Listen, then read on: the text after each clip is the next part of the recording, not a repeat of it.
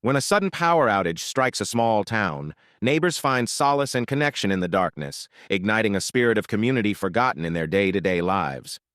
As laughter dances through the night, the bonds they forge become a light that shines brighter than any electrical bulb. It was a typical Friday evening in our quiet little town of Maplewood when everything changed with a sudden sharp crack, thunder followed by a flash of blinding lightning. I had just settled into the couch with a bowl of popcorn, ready to binge-watch my favorite show, when the lights flickered and went out. A moment of bewildering darkness enveloped my living room, quickly followed by the annoying beeping of my digital devices notifying me of the power outage. I sighed, realizing I'd have to find an alternative to my cozy night in. As the minutes dragged on, I lit a few candles and sat at the kitchen table, feeling the stillness of the house settle heavily around me. Outside, I could see my neighbors, the Jacobs, through their large front window, navigating the darkness with flashlights while their young kids bounced around, excitement replacing their usual sense of normalcy. It was unexpectedly charming to see some families stepping out into their yards, seeking connection rather than retreating into isolation. I decided to grab my jacket and head outside, feeling the cool breeze against my skin. I was drawn to the front yard to exchange nervous glances with other neighbors and could hear soft laughter coming from various houses.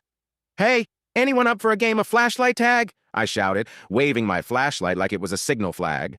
Surprisingly, my suggestion was met with enthusiastic cheers. A small group cheered up the Jacobs and a few others joined in. With laughter echoing across yards, I felt a spark of camaraderie that I hadn't experienced in a long while.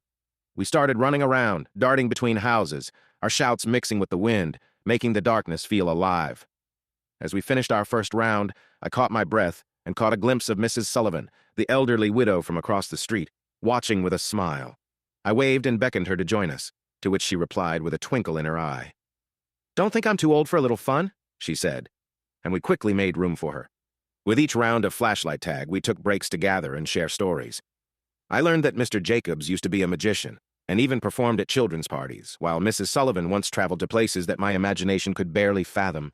Each story brought us closer, weaving the fabric of our community tighter through shared laughter and memories. Hours passed, and we didn't even notice when the rain ceased and the clouds began to part. The power was still out, but the darkness didn't feel as daunting. It had transformed into a moment of connection. When a distant lamp flickered back to life in someone's front window, the collective groans of disappointment were almost comical. But we all knew that we had woven something beautiful together despite the inconvenience, a shared experience that would linger long after the lights returned. Eventually, as everyone began to head back inside, I felt a warm glow in my chest, a feeling of belonging that had been missing. With the hum of the city returning, one thing was clear. Our little community had reconnected in a way that the everyday busyness of life often obscured.